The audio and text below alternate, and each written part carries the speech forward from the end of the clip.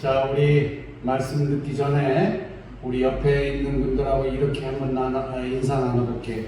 당신의 자녀들이 옆에 있는 저보고 말고 옆에 보고 당신의 자녀들이 주님을 만나기를 바랍니다. 네,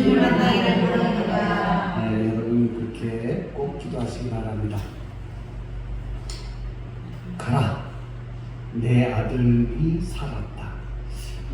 이렇게 제가 지금 말씀을 드렸습니다. 이 말씀은 제가 드린 말씀이 아니라 오늘 이 본문 50절에 기록이 되어 있었어요. 예수께서 갈릴리 가나에서 나타낸 표적, 두 번째 표적의 그 선포의 말씀입니다. 그리고 이 말씀은 어떤 말씀이냐면은 하나밖에 없는 외아들이 앓고 있는 병 때문에 주님 죽음 앞에서 자식을 빼앗겨 버려야만 하는 아주 처절하고 절대절명 앞에 순간에 서 있는 어떤 아버지에게 던진 그 부활의 소망을 던진 복음의 메시지가 바로 이거예요. 가라, 내 아들이 살았다 라고 하는 게 바로 오늘의 말씀이에요. 그래서 오늘 우리는요, 이 절망의 순간에 던져진 이 예수의 말씀을 함께 생각해 보려고 해요. 그러면 먼저 본문에 나오는 그 아버지는 어떤 아버지인가? 그리고 그 아버지가 갖고 있는 신앙은 어떤 신앙인가? 이 신앙을 한번 들여다보도록 할래요.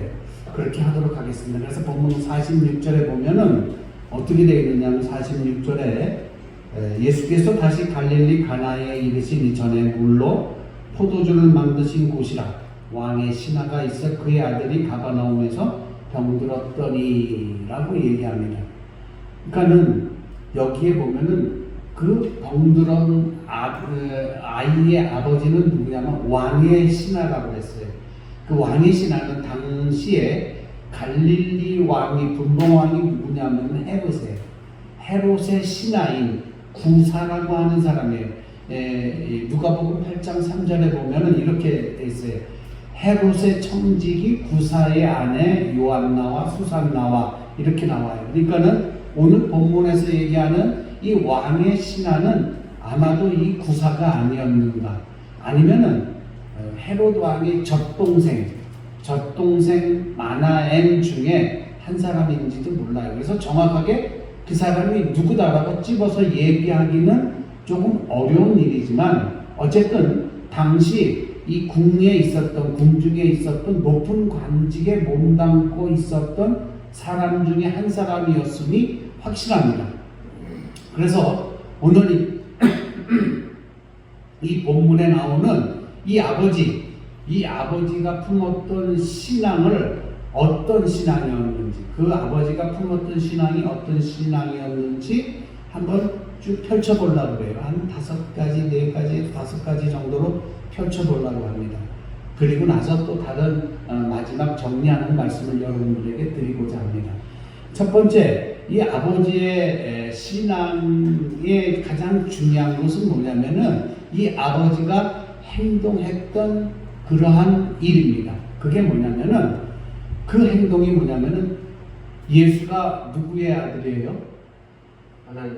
하나님의 아들이에요. 근데 인간적으로 볼 때에 예수의 아버지의 직업이 뭡니까? 여러분 다 아시죠? 예수의 직업이 목수였었어요. 목수의 아들인 예수를 이 왕의 궁에 있는 고위 관리가 찾아왔다라는 거예요. 가버나움에서 여기 47절에 보면은 뭐라고 되어 있느냐면은 그가 예수께서 유대로부터 갈릴리로 오심을 듣고 예수께서 유대로부터 갈릴리로 오셨다라는 소문을 듣고 어떻게 해요? 듣고 가서라고 47절에 기록하고 있어요. 그러니까 가버나움이라는 곳이 어디냐면 가버나움에서 가나까지 거리는 한 34km 정도 먼 거리예요. 그러니까 걸어서 가면 한 이틀 정도 길이라고 이야기가 나와 있어요. 이 먼 거리를 왕 궁전에 있는 왕의 신하 중 고위 관직이 걸어서 일개 나사렛이라는 곳에서 목수 일을 하고 있었던 그 목수의 아들 예수를 찾아온 거예요. 이게 중요한 포인트 중에 하나예요. 찾아온 이유는 이제 조금 뒤에 가서 말씀을 드리겠지만, 일단 예수를 찾아왔어요. 자기 신분의 고하를 막론하고 예수를 찾아갔어요. 이게 첫 번째, 이 병들어서 죽을 줄 모르는 이 아들의 아버지가 가진 신앙의 모습 중 첫 번째 모습이 바로 예수를 찾아가는 모습이었었어요. 본문은 뭐라고 되어 있느냐면 47절에 예수가 왔다는 이야기를 듣고 가서라고 얘기하고 있잖아요. 그러니까 이 고위 관직에 있는 이 사람은 자기 신분이나 권위나 처신에 대한 입장 따위는 아무것도 없었어요. 이 사람이 자신이 직접 예수를 찾아볼 수밖에 없는 긴박한 문제를 가지고 있었어요. 그래서 먼 길의 괴로움, 한참 걸어가야 되는 그 불편함, 이런 거 생각하지도 않고 누구를 찾아갔어요? 예수를 찾아갔어요. 이게 이 아들, 이 병들은 아들의 아버지가 가진 예수에 대한 신앙의 행동적 표현이에요. 이 아버지가 가진 신앙의 행동적 표현이 뭐냐면 예수를 찾아가는 거예요. 첫 번째가 뭐라고 그랬죠? 이 아버지가 가진 신앙적 표현이 뭐라고 했어요? 예수님을 찾아가는 거예요. 그렇다면 두 번째, 이 아버지의 이 행동이, 신앙적 행동이 뭘까? 찾아갔을 때는 분명히 이유가 있어서 찾아갈 거예요. 그냥 뜬금없이 가지는 않았을 거예요. 무슨 문제를 가지고 찾아갔는데 본문에 보니까 무슨 문제를 갖고 찾아갔어요? 아들의 문제. 아들이 어떻게 됐다고 했어요? 죽을지도 모르는 상황이었었어요. 그러니까 아들의 죽음의 문제를 가지고 누구를 만나러 갔어요? 예수를 만나러 갔어요. 46절에 왕의 신하가 있어. 그 아들이 어디서 병들었어요? 가버나움에서 어디까지요? 가나까지. 가버나움에서 병들었다, 이 얘기예요. 그러니까 47절에 가서 보니까 뭐라고? 46절에는 왕의 신하가 가서 가버나움에서 병들었어. 가버나움이 어디냐면은 이 왕의 신하가 사는 곳이에요.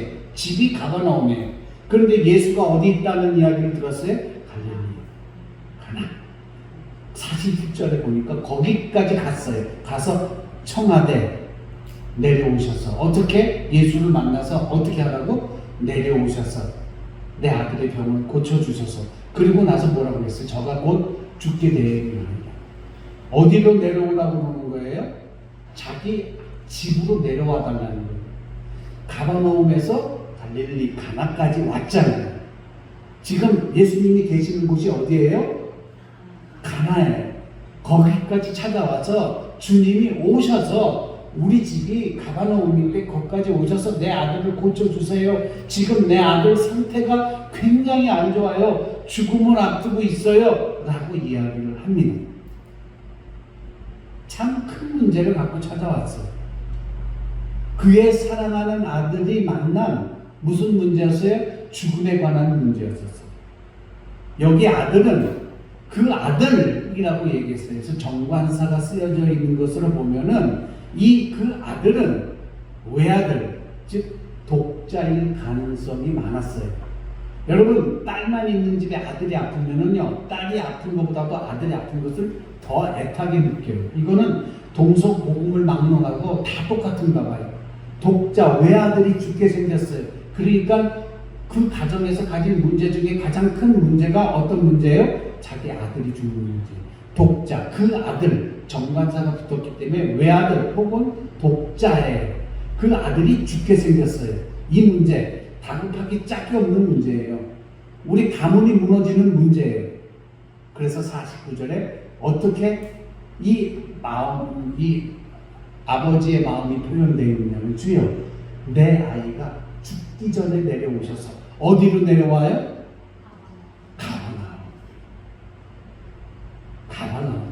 가버나움이 어디라고 했어요? 이 아이가 아파 있는 집, 이 왕의 이 궁중에 있는 고위 관직의 집이 가버나움이에요. 그러니까 가나에서 가버나움까지 와달라고 요청하는 거였었어요. 그런데 가만히 보면은 위에서 말하는, 그러니까 그 아들이라는 단어를 썼는데 조금 가다 보면은 49절에 뭐라고 표현했어요? 그 아들을 뭐라고 표현했어요? 그래요. 내 아이가 죽기 전에. 그러니까 그 아들이라는 단어에서 아이라는 표현으로 바뀌었어요. 단어가. 그 아들은 장성한 그 아들이 아니라 아마 어린 아이라는 이야기예요.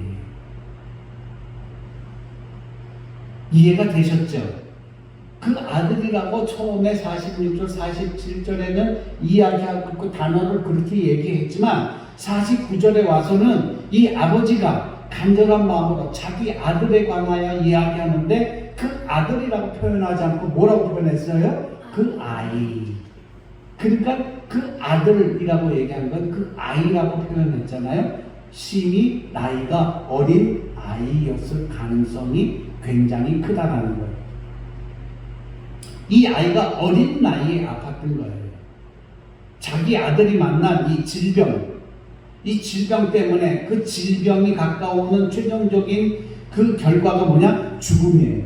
죽음 앞에서 아버지로서의 가진 부성, 그리고 아버지에게는 어머니가 갖지 못하는 그 무엇도 있겠지만 모성애도 함께 발동이 됐어요. 그래서 이 아버지에게 지금은 부성과 모성이 함께 발동을 느꼈고 자기들이 아버지와 엄마가 어찌할 수 없는 그 아이에 대한 그 일을 해결할 수 있는 일이 한계에 부딪혔음을 볼 수가 있어요.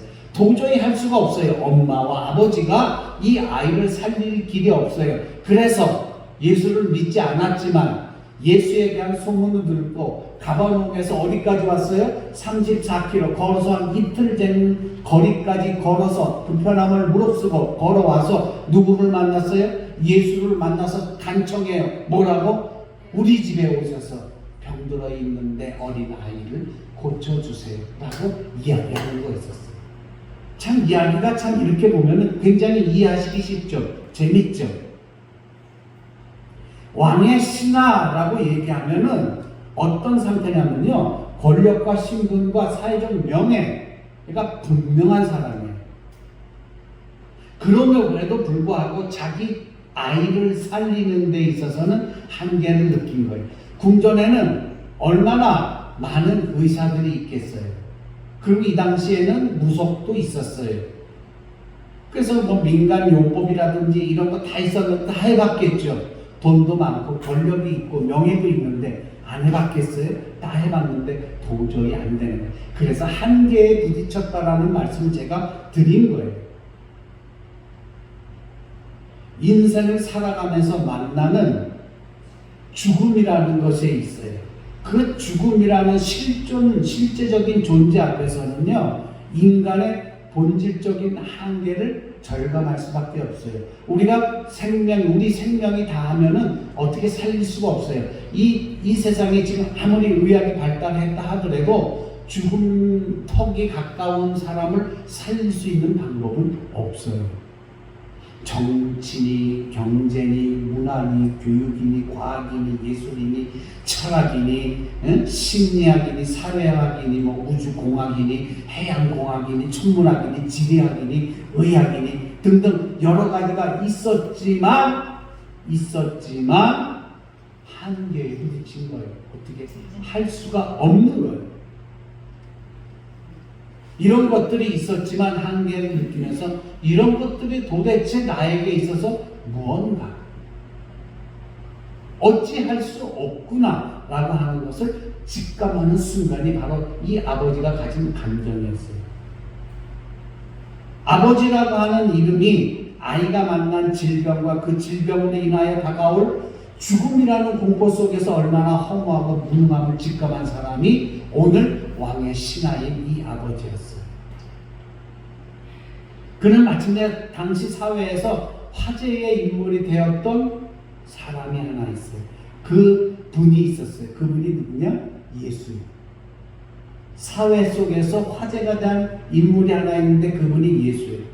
그 예수에 대한 소문을 듣고 찾아오는 종교적인 결단이 있어야 되고요. 신앙적인 결단은 있어야 돼요. 이런 것이 있어야만 예수를 만날 수가 있는 거예요. 지금 말씀드렸잖아요. 이 당시에는 이 가바나움이라고 하는 곳에 민간신앙도 있었어요. 그리고 궁전에서 섬기는 신도 있었을 거예요. 이런 걸 다 차치하고 예수에 대한 신앙심과 그리고 예수가 전하고 있는 그 기독교에 대한 종교적 그런 결단이 있어야지만 예수를 만날 수 있는 거예요. 내가 예수를 만난다고 누가 나한테 손가락질하고 나를 욕할지라도 나는 지금 내 아이를 살릴 수만 있다면 나는 그렇게 만나겠다라고 하는 거예요. 이런 종교적, 신앙적 결단만이 있는 사람이 문제를 해결할 수 있는 거예요. 오늘 이 자리에 계신 여러분들에게 분명하게 말씀드리는데 여러분들도 종교적, 신앙적 결단이 있어야만 여러분이 갖고 있는 문제를 해결할 수 있는 거예요. 그러한 결단이, 종교적, 신앙적 결단이 여러분들에게 있어지길 주의 이름으로 간절히 축복합니다. 참으로 중대한 인생의 문제를 가지고 온 이 아버지. 정말 이 아버지다운 걸음을 했어요. 어떻게든 자기 아이를 살리고 싶었어요. 좀 전에 말씀드렸지만 이 아버지가 예수를 찾아온 것은 이 아이가 점점 성장해서 어디로 가야 될지 진로 문제나 진학 문제나 교육 문제나 정치적인 문제나 이 경제적인 문제가 아니고 오직 하나, 뭐 때문에? 생명의 문제를 놓고 이 아들을 찾아온 거예요. 자, 여러분들 이 대목에서요. 여러분들 자녀들의 생명의 문제를 놓고 예수님을 찾아보셨습니까? 경제적인 문제, 정치적인 문제, 진학의 문제, 그 다음에 학업의 문제에 대해서는 여러분들 마음대로 생각하고 여러분들 마음대로 행하셨어요. 대학도 보내고, 대학원도 보내고. 그런데 그것만으로 여러분들이 부모의 책임을 다했다고 생각하십니까? 아니에요. 이제는 여러분들의 자녀의 생명에 관한 문제를 다뤄야 될 때예요. 개 중에 여러분들 자녀 중에 이 생명의 문제를 해결한 자녀들도 있어요. 그렇지만 생명의 문제를 해결하지 못한 자녀들도 있어요. 그 자녀들은 어떻게 하실 거예요? 이 자녀들의 생명의 문제를 놓고 예수님 앞에 이렇게 예배드릴 때 주님 전에 나와서 주님을 찾아와서 여러분 간절히 기도해 보신 적이 있어요? 이 아버지가 자녀의 생명의 문제를 놓고 예수를 찾아온 것 같이 여러분들도 여러분들의 자녀의 생명의 문제를 놓고 예수를 찾아가는 지혜로운 부모 되시길 주의 이름으로 간절히 축원합니다. 세 번째로 주목해야 될 것이 뭐냐면은 이 아버지가 가진 이 상황이 어떤 사람이냐면은 믿음의 사람이었다라는 거예요. 48절에 보면은 표적과 기사만을 기다리는 그 세대의 영적에 타락한 영적 나약성을 예수님이 지적하고 있잖아요. 48절 한번 보도록 하겠습니다. 48절에 예수께서 이르시되 너희는 표적과 기사를 보지 못하면 도무지 믿지 아니하는지라. 그러니까 표적과 기사만 믿는 거예요. 그런데 이 아버지는 그것만 보지 않았다는 거예요. 이 아버지가 정말로 찾아온 건 뭐냐면 자기 아이의 생명의 문제를 놓고 예수를 찾아갔다. 그래서 믿음의 사람이라는 거예요. 그러면서도 그 아비에게 뭐라고 얘기하냐면요. 가라. 내 아들이 살았다라고 했어요. 그러자 본문 50절에 보면은 그 사람이 어떤 사람이냐면 50절에 누가 50절 한번 읽어보세요. 큰 소리로 시작. 예수께서 이르시되 가라 내 아들이 살아있다 하시니 그 사람이 예수께서 하신 말씀을 믿고 갔더라. 할렐루야. 그 사람이 어떻게 했어요? 예수의 하신 말씀을 어떻게 했어요? 믿고 어떻게 했어요? 갔다라고 했어요. 보통은 그래요. 아니 무슨 말씀이세요? 내가 가버나움에서 여기까지 왔는데 내가 지금 예수님을 모시고 왔어요. 우리 집까지 모시고 가려고 여기까지 왔어요. 예수님이 가서 직접 고쳐주셔야 돼요. 고쳐주셔야 돼요. 그래서 제가 예수님을 모시려고 여기까지 왔다는 말입니다. 라고 했는데 그런 목적으로 가나까지 왔는데 이 아버지가 한 행동이 뭐예요? 예수의 하신 말씀을 어떻게 했어요? 믿고 갔다. 어디로 갔어요? 집으로 갔어요. 그러니 이 아이의 아버지는 믿음이 있었던 거예요. 누구에 대한 믿음? 예수에 대한 믿음이 있었던 거예요. 예수님이 말씀하셨어요. 내 아들이 살았다. 가. 그랬더니 감사합니다라고 하고 갔어요. 근데 이 아버지가 온 목적이 뭐라고 했어요? 예수님을 모시고 어디로 가야 돼요? 그래요. 가버나움으로 갔어야 돼요. 이 아버지가 원래 목적으로 삼고 온 예수를 만난 목적이 예수님을 모시고 가버나움 자기 집에 가서 이 아이를 살리는 일이었었어요. 예수님을 모시고 가는 일이었어요. 그런데 예수의 말씀을 듣고 그냥 믿고 갔어요. 모시고 가지 않았어요. 그러니 예수의 말을 믿고 행동했던 이 아버지는 어떻게 됐어요? 믿음의 사람이었어요. 우리 지난주에 가나 혼인잔치에서 이 하인들이 예수의 말을 믿고 그대로 행했던 것처럼 이 아버지도 똑같이 2장에서 있었던 그 첫 번째 표적과 이 4장에 나오는 두 번째 표적에 나오는 이 사람들의 행동을 보면 예수의 말씀을 믿고 그대로 어떻게 했어요? 실천했어요. 할렐루야! 2장과 4장에 나오는 하인과 이 아버지의 공통점이 뭐예요? 예수의 말씀을 듣고 그대로 실천하는 일이었었어요. 그랬더니 그 실천한 그 자리에 뭐가 일어났어요? 표적이 일어났어요. 놀라운 일이 일어났어요. 그렇다면 우리가 예수를 믿는 사람들이에요. 그러면 우리는 어떻게 돼요? 예수님이 말씀하셨어요. 그러면 예수님이 아니 직접 오셔서 이거 예수님이 해결해 주세요 라고 해야 될까요? 예수님 하신 말씀을 듣고 내가 믿고 그대로 행해야 돼요. 행해야 돼요. 그럼 여러분들이 지금 예수님 앞에 찾아왔어요. 그래서 여러분들이 지금 예수님 앞에 무슨 문제를 놓고 기도해요? 여러분들의 자녀의 생명의 문제를 놓고 기도해요. 그래서 예수님이 뭐라고 말씀하세요? 가라. 내 아들이 살았다. 내 자녀가 살았다. 라고 하면 믿고 따라야 돼요? 아니면은 아니에요. 예수님이 직접 우리 아이를 데리고 교회를 가게 해주세요. 이렇게 해야 돼요. 우리는 믿고 가야 돼요. 이 아이가 예수님을 만날 수 있도록 우리는 그 기도, 중보 기도를 해야 되는 거예요. 할렐루야! 이 아이의 아버지같이 자녀의 생명의 문제를 놓고 진실된 마음이 있어야 되고 진실된 실천이 있어야 돼요. 누구의 말에? 예수 그리스도의 말씀에. 오늘 이 자리에 참여하신 우리 성도 여러분, 여러분들도 예수님 말씀에 실천하는 그러한 성도들을 간절히 주의 이름으로 기원합니다. 예수님의 생각이 아버지의 생각과 달랐어요. 아버지는 모시고 가는 거였지만 예수님의 생각은 가라 그냥 내 아들이 낫다라는 거예요. 예수의 이 폭탄적인 메시지를 듣고 이 아버지는 믿음을 갖고 그대로 가는 거예요. 나는 이 아버지가 예수의 말씀이 예수의 인격과 능력을 표현했다는 것을 분명히 믿고 있었던 거예요. 가라, 내 아들이 살았다.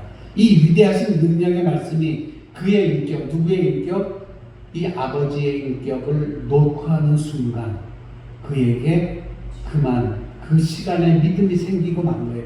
예수님이 가라, 내 아들이 살았다 라고 폭탄적인 메시지를 던지는 순간 모시고 가야겠다라고 하는 이 아버지 마음에 어떤 마음이 생겼느냐? 믿는 마음이 생겼다는 거예요. 할렐루야!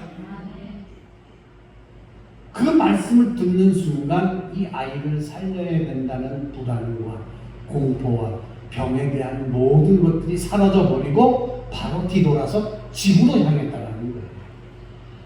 불안과 공포와 절망이 사라진 거예요. 그리고 이 아버지는 소망의 확신을 가지고 집으로 가고 있었어요. 그 아들이 나았다, 병에서 나았다라는 귀한 폭탄적인 메시지를 예수님한테 듣고 가고 있었어요. 사랑하는 아들, 그 외아들을 죽음에게 뺏기지 않고 분명하게 확실한 소망을 갖고 돌아가는 거예요. 이 놀라운 장면은 오늘 본문 50절에서 이렇게 얘기했어요. 그 사람이 예수의 하신 말씀을 믿고 가더니 라고 했어요. 여러분들도 그런 믿음을 지니시는 그런 지혜로운 성도 되기를 간절히 부탁합니다. 네 번째는 이 아버지는요, 그가 믿음대로 실천했던 행동의 결과를 어떻게 했어요? 체험한 사람이었어요. 예수의 말씀을 믿고 그대로 행했더니 그대로 예수의 말씀이 이루어진 것을 체험하는 믿음의 사람이 된 거예요. 51절에. 자, 51절 누가 읽도록 하겠습니다. 시작. 내려가는 길에서 그 종들이 오다가 만나서 아이가 살아있다 하는. 아멘. 자, 이 아버지는 어떻게 했어요? 예수의 말을 믿고 집으로 내려가는 중이었어요. 그러다가 집에서 그 하인들이 아이가 낳은 것을, 우리 도련님이 낳았다는 것을 알리기 위해서 누구를 찾아가요? 가나에 있는 누구? 자기 주인을 찾아가게 되는 거예요. 그런데 공교롭게 그 주인은 지금 가나에서 가버나움으로 가고 있는 길이었고, 하인들은 이 아이가 낳았다는 기쁜 소식을 전하기 위해서 가버나움에서 가나로 가는 중간에 딱 만난 거예요. 그래서 거기서 소식을 전합니다. 주인님 기뻐하십시오. 막 펄펄 뛰고 나왔어요. 도련님이 살아나셨어요. 도련님의 병이 깨끗이 났어요 라고 했어요. 그때 이 아버지가 그렇게 물어요. 뭐라고 물어요? 52절 누가 읽도록 하겠습니다. 시작. 그 낳기 시작한 때를 본즉 어제 7시에 열기가 떨어졌나이다 하는지라. 아멘. 자, 아버지는 예수의 말을 믿고 집으로 가고 있는 중이었고, 집에서는 도련님이 병에서 낫다는 이야기를 듣고 이제 막 가버나움에서 가나로 가는 중간에 이 주인님을 만나서 얘기하는 거야. 주인님, 도련님이 살아나셨어요. 도련님이 살아나셨어요. 그래? 그 낫기가 시작한 때가 언제냐 그랬더니 어제 오후 7시예요. 어제 7시 그러면 몇 시냐면은 오후예요. 오후. 유대 날이 시간대는 오후 1시에 이 도련님의 열기가 떨어지기 시작해서 났습니다 라고 얘기해요. 그 52절에 그렇게 얘기합니다.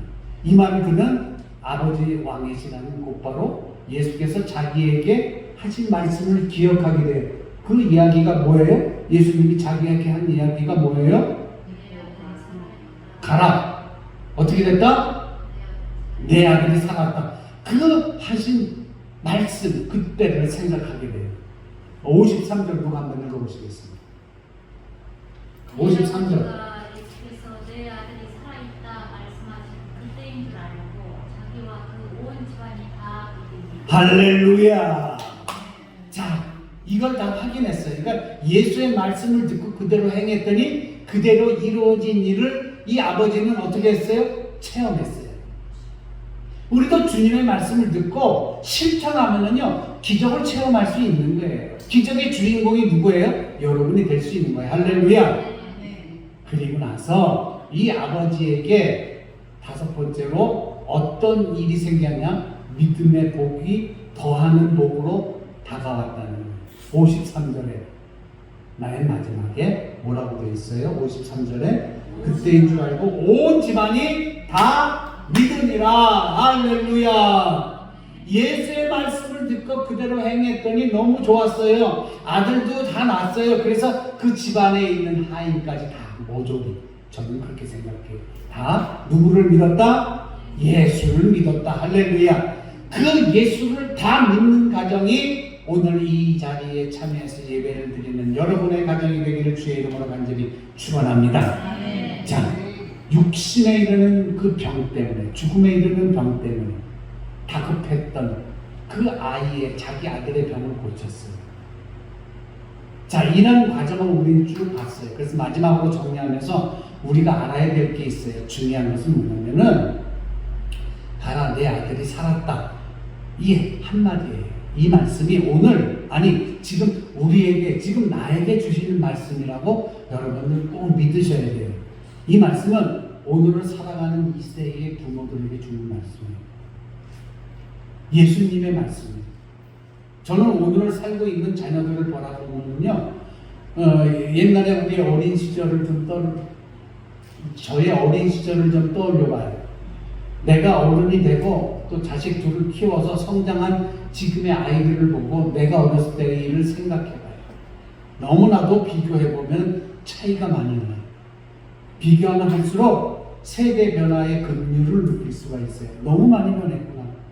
오늘 세대는요, 너무 잘 살아요. 너무 잘 먹고요, 너무 잘 입고 너무 좋은 환경에서 살고 있어요. 그래서 일반적으로는 모두가 다 건강해요. 그리고 잘 태어나고 다 잘생기고 다 예뻐요. 그리고 우리 아이들이 태어나면서부터 이 물질 문명을 잘 닦고 자라왔어요. 여러분들의 자녀가 태어날 때 여러분이 있는 거 모든 거 다 해줬어요. 아이들 태어날 때부터 좋은 장난감이 다 있었어요. 태어나면서 우리 자녀들은 태어나면서 질 좋은 여러 가지 양육의 환경들이 있었어요.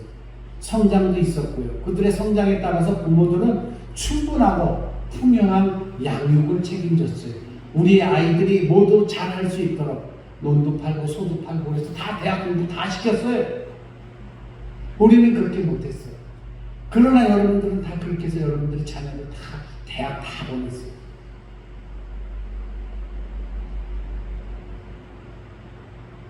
그런데 완벽하게 이뤘다 할 만큼 과잉이라고 할 만큼 일반적으로 교육이 얼마나 올라왔어요. 우리가 기성세대가 볼 때는 너무 무섭게 우리의 아이들이 자라나는 것 같아요. 그래서 우리가 가만히 볼 때 이 사고, 우리 아이들이 가진 이 사고가 이 어른들이 갖는 사고가 아니라 정말로 어린아이가 갖는 사고가 아니라 어른들이 갖는 사고로 변해 있음을 우리는 알게 됩니다. 너무 잘 자랐어요. 자, 우리가 볼 때는 그래요. 그런데 예수님이 보시는 오늘 우리 자녀들의 모습은 어떨까요? 예수님이 우리 자녀들을 바라볼 때 정말 건강한 자녀들로 바라보실까요? 본문에 나오는 이 왕의 신하의 아들과 같이 죽음에 이르는 병을 가진 자녀들이 없는 걸까요? 그래서 성경은 확실하게 얘기해요. 그리스도 밖에 있는 하늘 아래에 있는 모든 자녀는 다 여기 있다고 얘기합니다. 그것도 중병에 걸려 있다고 얘기해요. 그 병이 무슨 병인지 알아요? 바로 불신앙이라고 하는 병이에요. 그게 유전적으로 받은 원죄라고 하는 병이에요. 유전적으로 우리는 죄를 받고 태어났어요. 그러다가 우리는 자라나면서 우리 스스로가 짓는 죄가 있어요. 그거를 예전 말로 고범죄, 또 지금 말로 하면 자범죄, 내가 짓는 죄, 원죄와 자범죄가 함께 있었어요. 이게 중병이 아니고 뭐예요? 그런데 우리 자녀들 보면 육신은 다 건강해요. 온전해요. 다 튼튼해요. 멋지고 키도 크고 잘생기고 다 예뻐요. 그런데 그 자녀들 영들이 죽어가고 있어요. 이 죽어가고 있는 이 사실을 우리가 알아야 돼요. 우리는 눈으로 볼 때 우리 자녀들이 잘 크고 예쁘고 잘생기고 잘 먹고 잘 사니까 건강한 줄 알죠? 아니에요. 우리 자녀들이 영적으로 지금 죽어가고 있다는 거예요. 영적으로 우리 자녀들이 점점점 약해져가고 있고 영적으로 견딜 수 없는 고통과 괴로움을 겪고 있는 것이 누구냐? 우리의 자녀들이에요. 하나님을 모르는 우리의 자녀들. 성장 과정 속에 무신론적이고 유물론적이고 우상숭배적이고 진화론적이고 미신적인 문화와 거짓 문화들이 온통 우리의 자녀들을 다 집어삼켰어요. 이런 가운데 우리가 신앙 교육을 시키려고 하니 안 돼요. 자녀 이기는 부모 자식 없다고? 그래도 그냥 뭐라고 떼쓰면 그래 나 하고 싶은 대로 해. 이러다 보니까 아이들에게 해야 될 신앙 교육을 제대로 시키지 못했다는 거예요. 그러니까 우리 자녀들이 영혼이 점점 죽어가고 있는 거예요. 하나님을 거부하는 무신론적인 거, 이게 중병이에요. 인본주의적인 교육, 이게 중병이에요. 지금의 교육은 창조론 뭐 이런 거 쭉 얘기하면서 창세기 10장에 나오는 니무롯이라고 하는 자손이 있어요. 니무롯이라고 하는 이름이 나요. 이 니무롯이 뭐냐면 힘센 사냥꾼이에요. 그냥 힘만 있으면 된다. 돈만 많이 있으면 되고, 힘만 있으면 되고, 권력이 있으면 되고, 명예만 있으면 된다. 이런 자손으로 키워나가고 있는 게 지금의 우리들의 모습이라는 거예요. 창세기 10장 한번 읽어보세요. 나중에 지금 가서 니무롯이라고 하는 힘센 사냥꾼을 얘기하고 있어요. 그래서 오늘 우리 동학교회의 선교적 본질의 사명이 여기에 있는 거예요. 죽어가고 있는 우리의 자녀들을 살리는 거. 뭐예요? 다음 세대를 세워야 되는 거예요.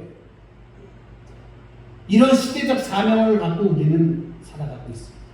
부모는 예수 안에서 교회 생활을 하고 있는데 자녀들은 주 안에서 양육 받지 못하고 이런 경우가 얼마나 많아요.